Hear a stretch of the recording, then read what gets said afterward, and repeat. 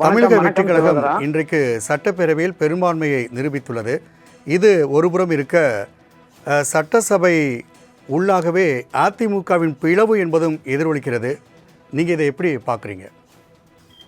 ஆஹ், தமிழக அரசியல் தேர்தல் வரலாற்று இல்லாத அளவிற்கு ஒரு பெரிய ஒருவிரல் புரட்சியை, விசில் புரட்சியை நடத்திய மாண்புமிகு விஜய் ஜோசப் அவர்கள் இன்று இந்த நம்பிக்கை தீர்மானத்திலும் வெற்றி பெற்றிருக்கிறார்.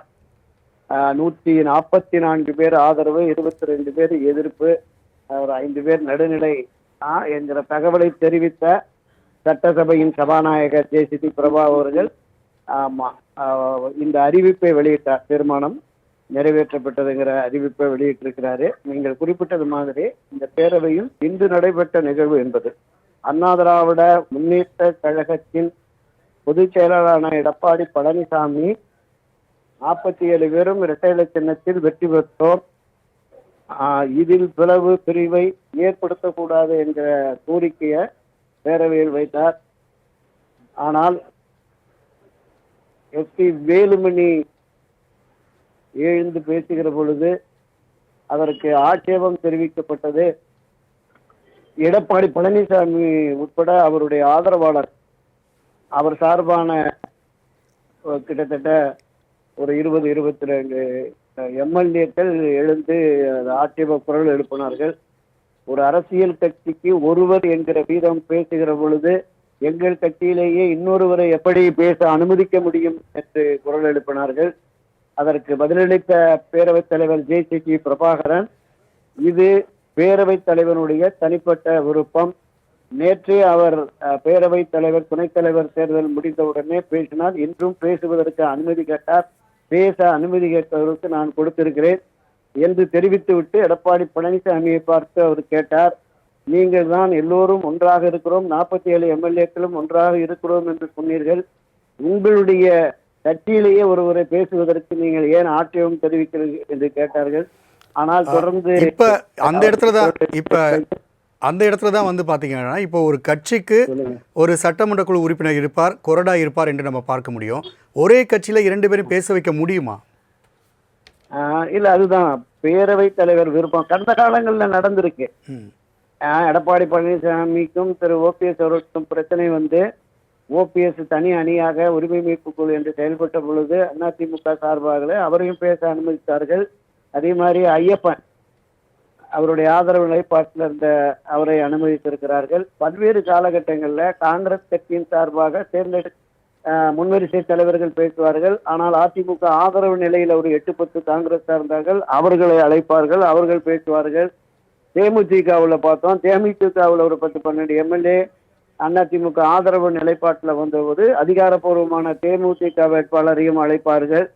அதே மாதிரி இந்த எதிரணியில் இருக்கிற அவர்களையும் அழைத்திருக்கிறார்கள். இப்படி பல்வேறு அரசியல் கட்சிகளில் பிளவுகள் வந்து தனி அணியாக, தனி குழுவாக சட்டப்பேரவையில் செயல்பட்ட வரலாறு உண்டு. அவர்களை பேரவைத் தலைவர் பேச அனுமதித்த வரலாறும் உண்டு. சட்டப்பேரவை பொறுத்தளவில் அந்த பேரவை தலைவரின் முடிவுதான் இறுதியானது, உறுதியானது. அந்த வகையில இதை அனுமதித்திருக்கிறார். ஆனால் அது இந்த பிளவு பிரிவு என்பது சட்டப்பேரவையிலிருந்து வெளியிலையும் சென்று அது தொடர்ந்து கட்சியில் ஒரு பெரிய பிரச்சனையை உருவாக்குமா என்பது நம்ம போக போகத்தான் தெரியும் சகோதரர். இப்போ ஏற்கனவே இன்பதுரை அவர்கள் கொறடாவை மீறி செயல்பட்டால் அவர்கள் கட்சி தாவல் சட்டப்படி நடவடிக்கை எடுக்கப்படும் என்ற ஒரு எச்சரிக்கை விடுத்தும் இன்று இந்த மாதிரி இது நடந்திருக்கு. அப்போ அடுத்த கட்டம் நம்ம எப்படி பார்க்கறது? ஆமா, கலர்லயே போடுப்பா, கலர்லயே. அண்ணா வணக்கம்ண்ணா. வணக்கம்ண்ணா. அதாவது நீங்க கொறடா உத்தரவு என்பது இந்த 2 தரப்புமே கொடுத்திருக்காங்க. பேரவை தலைவர்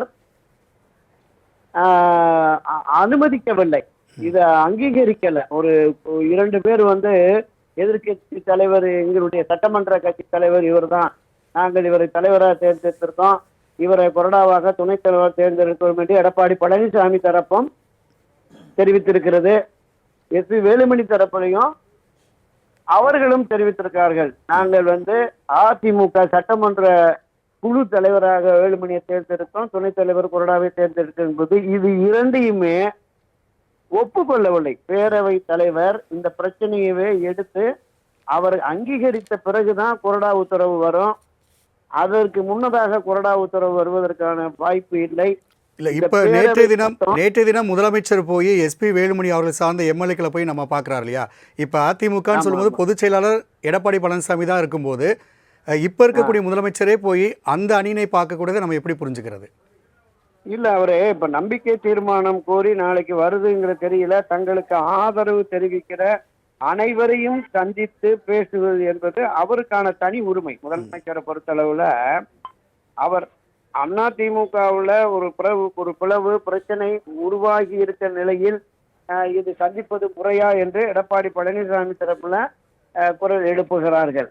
ஆனால் முதலமைச்சர் தன் ஆதரவு என்று தெரிவிப்பவர்களை சென்று சந்திப்பது என்பது ஆட்சியை காப்பாற்றிக் கொள்ள, தக்க வைத்துக் கொள்ள, இந்த நம்பிக்கை தீர்மானத்தில் வெற்றி பெற அந்த நிலைப்பாட்டை எடுத்திருக்கிறார் அப்படின்னு தான் நம்ம பார்க்கணும். இதுல அதிமுகவினர் தான் யோசிக்கணும். தேமுதிக தாவேகாவுடைய ஆதரவு நிலைப்பாட்டுக்கு தொடர்ந்து எப்படி அதிமுகவை வழிநடத்தி அம்மாவின் ஆட்சி, தலைவர் ஆட்சியை கொண்டு வருவோம் என்று பேச முடியும் என்று அவர்கள் தான் அதை சிந்தித்து பார்த்திருக்க வேண்டும், உணர்ந்திருக்கிற வேண்டும். அது எந்த மாதிரியான அவங்க நிலைப்பாட்டை எடுக்கிறார்கள்?